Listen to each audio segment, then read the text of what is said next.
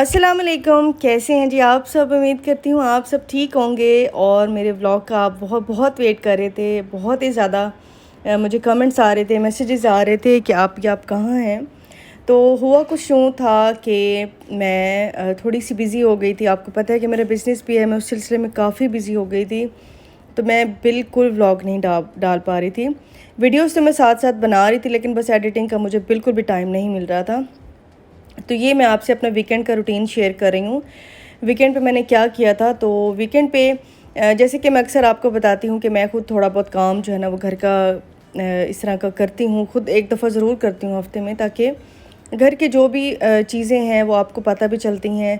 और सफाई जो आप अपने हाथ से करते हैं वो कोई और नहीं कर सकता। तो कल एक्चुअली हुआ ये था कि मेरा फ़ोन जो है ना बेड के नीचे कहीं चला गया था, गिर गया था। तो मैंने उसको ज़रा सा बेड को हटाया तो इतनी ज़्यादा मट्टी धूल थी। मैंने कहा उफ़, मुझे तो रात को पूरी नींद नहीं आई और मैंने कहा सुबह तो मैं उठ के खुद सफाई करूँगी भाई, मुझे तो बिल्कुल नहीं चैन आ रहा। और बस जी सुबह होते ही और संडे के दिन मैं लग गई सफाई में। और बेड शुक्र है कि बहुत हैवी नहीं था, आराम से हट गया था थोड़ा सा ज़ोर लगा के। तो बस इसको हटा के मैंने इसके नीचे झाड़ू दे दिया था। और मैंने सोचा कि सोफ़ों के नीचे भी होगी गंदगी, लेकिन सोफ़े फिर भी हटते रहते हैं, सफाई होती रहती है। बेड ये है कि बहुत ही कम हिलता है।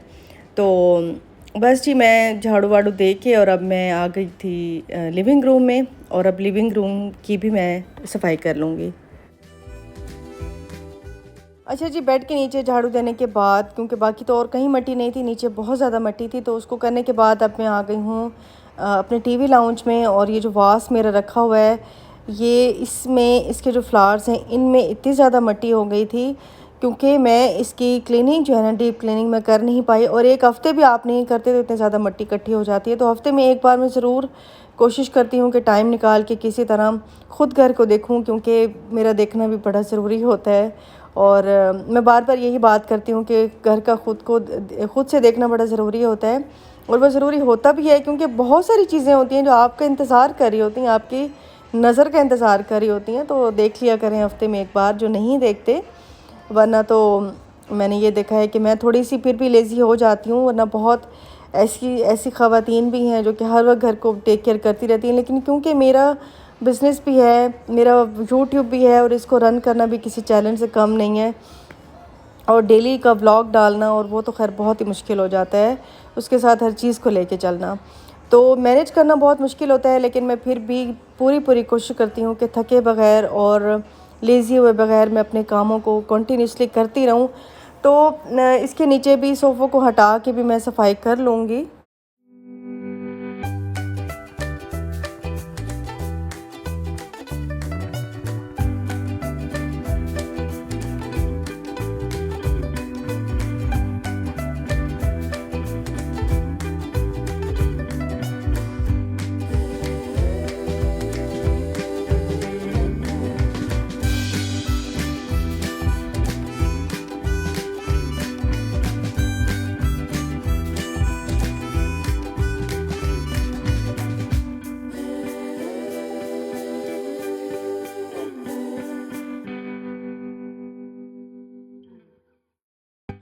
और जी क्योंकि हम ज़ाहिर है लिविंग रूम लाउंज में ज़्यादा ही सारा दिन ही उधर ही बैठे रहते हैं, और ये एरिया मेरा बहुत ज़्यादा यूज़ होता रहता है।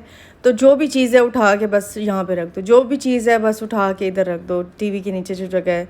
तो शाल भी आती है तो उसकी हर चीज़ इधर ही पड़ी होती है। तो उस पर भी इतनी ज़्यादा कोई मट्टी थी, मैं तो हैरान हो रही थी कि ये कैसे मट्टी। अब मैंने पिछले हफ्ते ही सारा साफ़ किया था, लेकिन अब फिर से आ गई है। तो खैर मैं इस एरिया को भी साफ़ कर लूँगी जल्दी जल्दी से।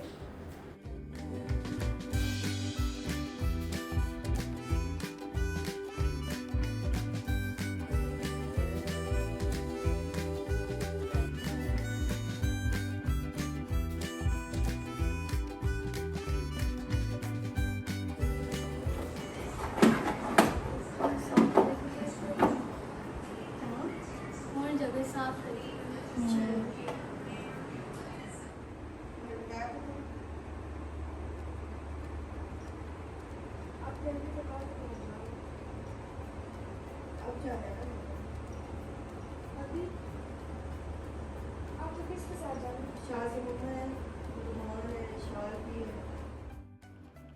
और सोनिया क्योंकि इधर ही है तो फिर मैंने उसको कहा कि तुम मॉप कर दो और मैं बाकी की चीज़ें सेटिंग वगैरह कर लेती हूँ, क्योंकि टाइम भी निकला जा रहा था और मुझे बाहर भी जाना था। मनाल के नाक में से खून निकल रहा है, उसको बार बार नक्सीर हो रही है, तो उसके लिए चेकअप के लिए भी मैंने जाना था, अभी खाना भी बनाना था। तो बहुत सारी रिस्पॉन्सिबिलिटीज़ होती हैं हाउसवाइफ की, और अगर वो वर्किंग वूमेन भी हो।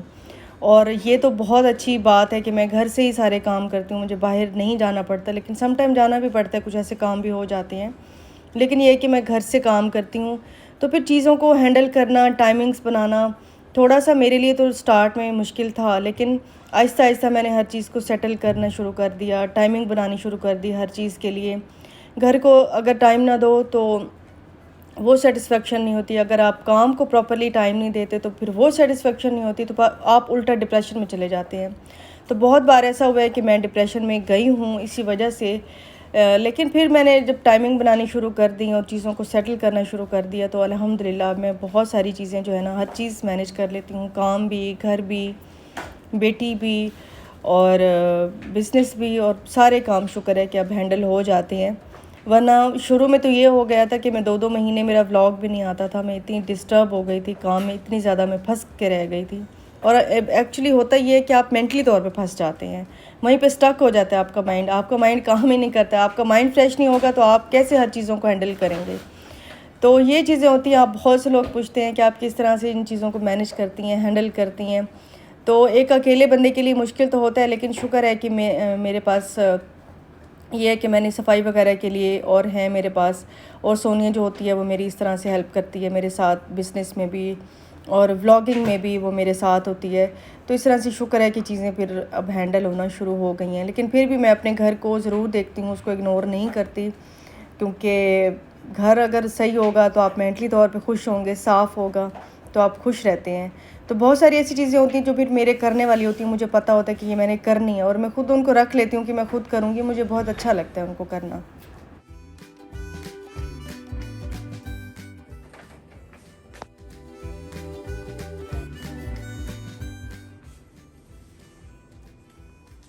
हाँ जी तले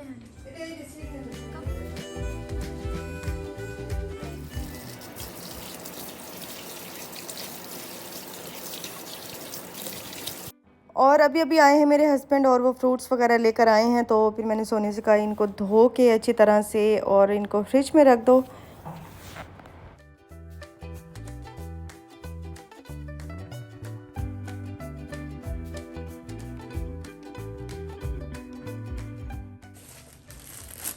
साड़ी दिखावन कैसे चैनल पे मम्मी फिर चल चल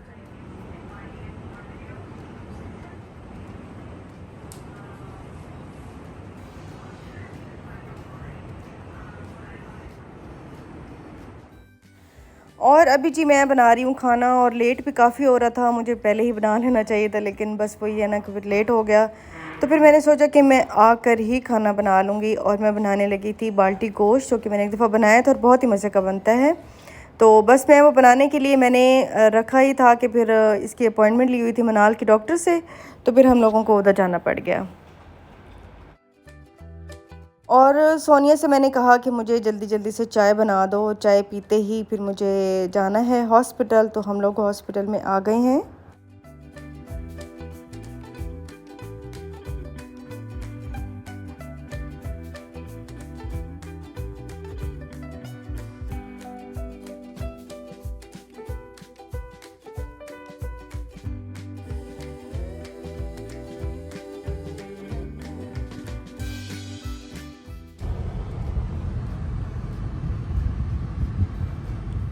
हम आए हैं जी हॉस्पिटल में, मनाल के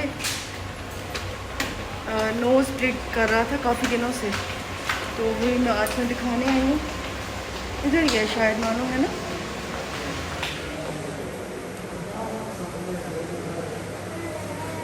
यहाँ से नंबर लिया? जी सामने से लिया। उसने क्या कहा, चले?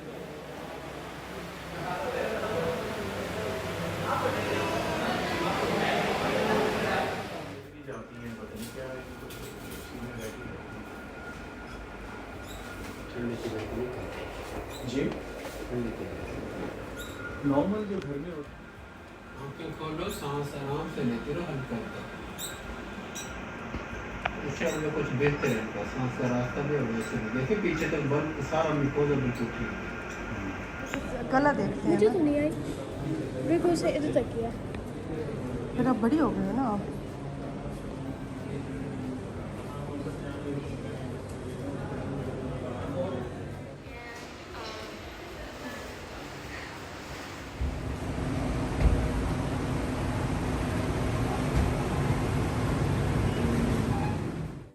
और जी हॉस्पिटल से निकलते ही हम लोगों को ज़ोरों की भूख लगी और जेड कैफ़े हम आए हैं, मुल्तान में है जेड कैफ़े, तो वहाँ पे हम लोग आए हैं। हनी मस्टर्ड ऑर्डर कराया था और मैंने जो मिक्स प्लेटर होता है वो और फ़िश एंड चिप्स ऑर्डर कराए थे, जो कि बहुत ही स्मेल आ रही थी, हमने वापस कर दिए थे।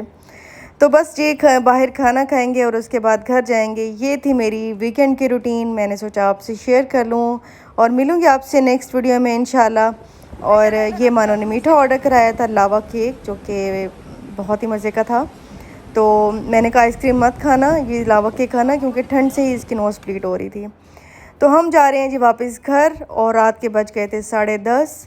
मिलूँगी आपसे नेक्स्ट वीडियो में इंशाल्लाह। अपना बहुत ख्याल रखिएगा। अल्लाह हाफ़िज़ जी, बाय बाय।